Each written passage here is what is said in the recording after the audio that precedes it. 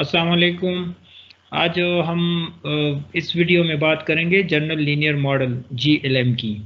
General linear model जो है वो मॉडल है जिसमें रिस्पांस वेरिएबल y हमारे पास कंटिन्यूस वेरिएबल होता है, जबकि हमारे पास जो प्रेडिक्टर वेरिएबल्स है उसमें कैटेगोरिकल एंड कंटिन्यूस वेरिएबल दोनों होते हैं। तो यहाँ पे हम simply univariate general linear model को रन करेंगे कि इस स्पीसीज में इसको कैसे रन किया जाता है।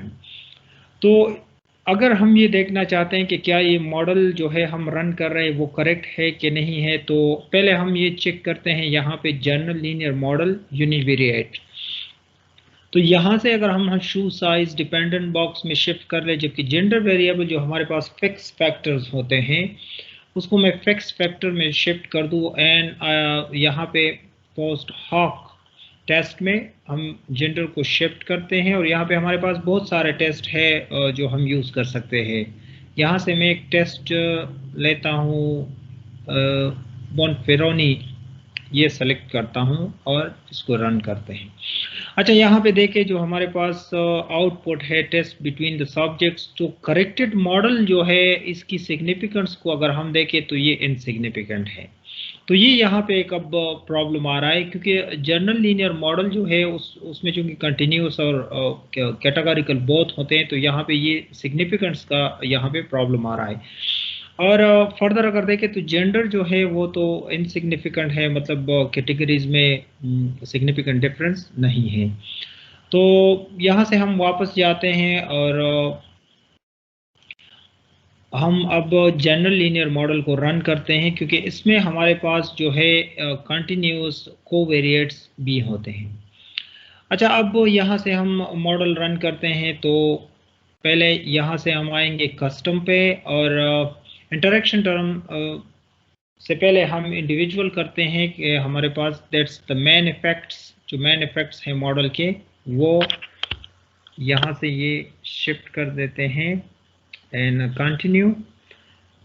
कंट्रास्ट में हमारे पास अगर कंट्रास्ट का जो आउटपुट है वो हम लेना चाहते हैं तो यहाँ से हम जेंडर और आएंगे सिंपल, जस्ट सिंपल, क्योंकि ये यूनिवेरिएट केस है और यहाँ से हम क्लिक करेंगे चेंज।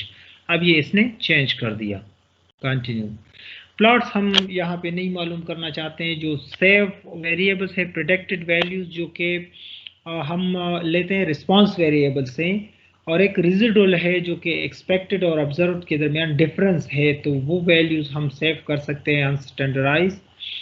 तो यहाँ से कंटिन्यू करते हैं और फिर ऑप्शन पे आते हैं, तो यहाँ पे हम लेते हैं डिस्क्रिप्टिव्स एंड ओवरऑल डिस्प्ले और जेंडर डिस्प्ले हम यहाँ से लेते हैं। अच्छा, अब हम कंटिन्यू करते हैं यहाँ से। अब आप देखिए यहाँ पे हमारे पास तो बिटवीन सब्जेक्ट फैक्टर्स हैं, दो फैक्टर्स हैं हमारे पास 1 and 2, that's male and female. यहाँ पे हम आते हैं जो हमारे इंपॉर्टेंट है वो जनरल लीनियर मॉडल। अब आप देखिए तो करेक्टेड मॉडल जो है वो 0.000, दैट्स अ हाईली सिग्निफिकेंट। तो यहाँ से हमारा जो मॉडल है वो सही है और हाईली सिग्निफिकेंट मॉडल है, तो हम प्रोसीड करते हैं। इंटरसेप्ट टर्म जो कि कांस्टेंट होता है, यानी हम अल्फा से, जिसको हम बुक की जो नोटेशन है अल्फा यूज होती है कांस्टेंट, तो यहाँ पे आप देखें तो ये भी हमारे पास हाईली सिग्निफिकेंट्स हैं। तो इसमें हम वो जीरो टर्म जो है वो चेक करते हैं कि हमारे पास जो कांस्टेंट है उससे ये मॉडल क्रॉस हो रहा है कि नहीं, तो वो यहाँ से नहीं हो रहा है। अच्छा, जेंडर को आप देखें तो कैटेगरीज जो है वो इनसिग्निफिकेंट है, और यहाँ पे अगर आप हाइट्स को देखें तो वो भी हमारे हाइट्स हमारे पास हाईली सिग्निफिकेंट है। मतलब ये है कि हाइट्स और जो शू साइज है उसके दरमियान रिलेशन है, कि हाइट से जो है शू साइज में चेंज आता है। जबकि कस्टम हाइपोथेसिस टेस्ट में हमारे पास कंट्रास्ट रिजल्ट जो है के मैट्रिक्स के, यहाँ पे देखें तो dependent variable shoe size that's 0.747, that's hypothesized value is 0 and difference estimate hypothesized is 0.747। तो इस पे भी अगले वीडियो में बात करेंगे, क्योंकि वीडियो जो है वो लेंथी हो जाती है कि कस्टम हाइपोथेसाइज टेस्ट जो है और यहाँ से जो डिपेंडेंट वेरिएबल शू साइज है और एस्टिमेटेड मार्जिन मीन्स, तो इस पे अगले वीडियो में बात करेंगे। यहाँ से हमने ये जो फाइंड किया हमारे पास, वो ये मॉडल था जो जनरल लीनियर मॉडल है, ओवरऑल इफेक्ट्स जो है हमारे, तो वो ये है इन केस ऑफ यूनिवेरिएट। और जो वैल्यूज़ हमने सेव किए थे प्रेडिक्टेड वैल्यूज़, अगर आप इस पीसेस में वापस जाए तो यहाँ पे ये देखें हमारे पास 2 वेरिएबल्स जो है वो सेव हो चुके हैं एक्स्ट्रा। तो यहाँ से आप आ जाए तो यहाँ पे फिर आपको लेबल में यहाँ से क्लियर हो जाएगा कि ये देखिए that is predicted value for shoe size के जो प्रेडिक्टेड वैल्यूज़ है, और रेजिडुअल्स फॉर शू साइज़ जो है हमारे पास ऑब्जर्व्ड और एक्सपेक्टेड वैल्यूज़ के दरमियान जो डिफरेंस है।